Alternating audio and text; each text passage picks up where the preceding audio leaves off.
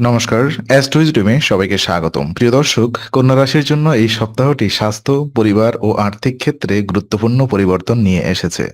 চলুন দেখি কিভাবে সতর্কতা, ধৈর্য এবং সঠিক পরিকল্পনার মাধ্যমে সপ্তাহটি সফল করা যায়। তো প্রথমত স্বাস্থ্য ক্ষেত্র পর্যালোচনা করি। এই সপ্তাহে কন্যা রাশির জন্য স্বাস্থ্যের দিকে বিশেষ মনোযোগ প্রয়োজন। ভ্রামরী যোগ অনুশীলন গলা সংক্রান্ত সমস্যা দূর করতে সহায়তা হবে এবং মানসিক শক্তিও বাড়াবে।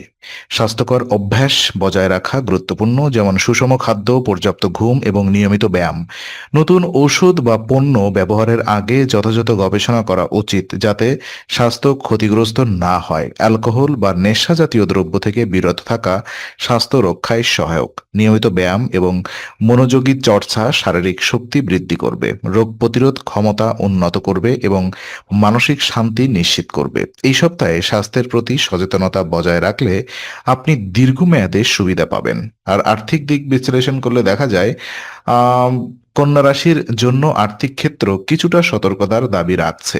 অ্যালকোহল বা নেশা জাতীয় দ্রব্য গ্রহণ আর্থিক ক্ষতির কারণ হতে পারে এবং মূল্যবান জিনিসপত্রের নিরাপত্তার প্রতি নজর দেওয়া জরুরি। আর্থিক সিদ্ধান্ত নেওয়ার আগে পর্যবেক্ষণ ও সতর্কতা গুরুত্বপূর্ণ। ধৈর্য এবং পরিকল্পিত পরিশ্রম আর্থিক সাফল্য নিশ্চিত করবে।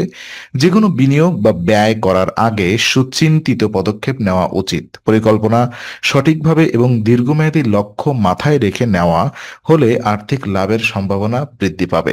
এই সপ্তাহে আর্থিক সতর্কতা ও সচেতনতা আপনাকে বড় ক্ষতি থেকে রক্ষা করবে।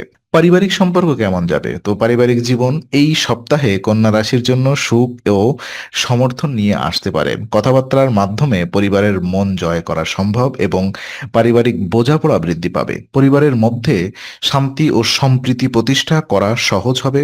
দূরবর্তী অবস্থান থাকলেও নিয়মিত যোগাযোগ রাখা গুরুত্বপূর্ণ। বন্ধু বা সহকর্মীর সঙ্গে পরিকল্পনা ভাগ করার ক্ষেত্রে সতর্কতা অবলম্বন করা উচিত। ধৈর্য এবং ইতিবাচক মনোভাব বজায় রাখলে পারস্পরিক বোঝাপড়া আরও দৃঢ় হবে। পরিবারের সহায়তা এবং সমর্থন পাওয়া মানসিক শান্তি নিশ্চিত করবে।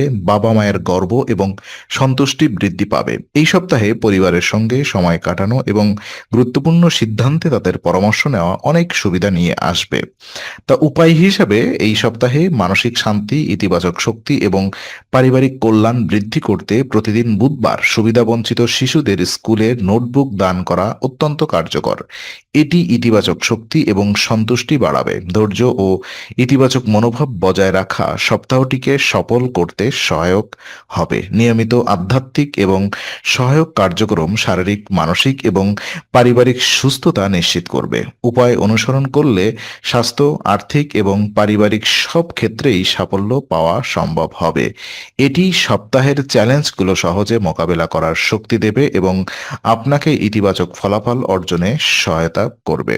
তো আজকের আলোচনা আমরা এখানেই শেষ করছি। ভালো লেগে থাকলে লাইক, কমেন্ট ও শেয়ার করুন।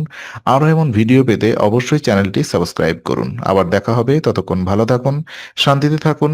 নমস্কার।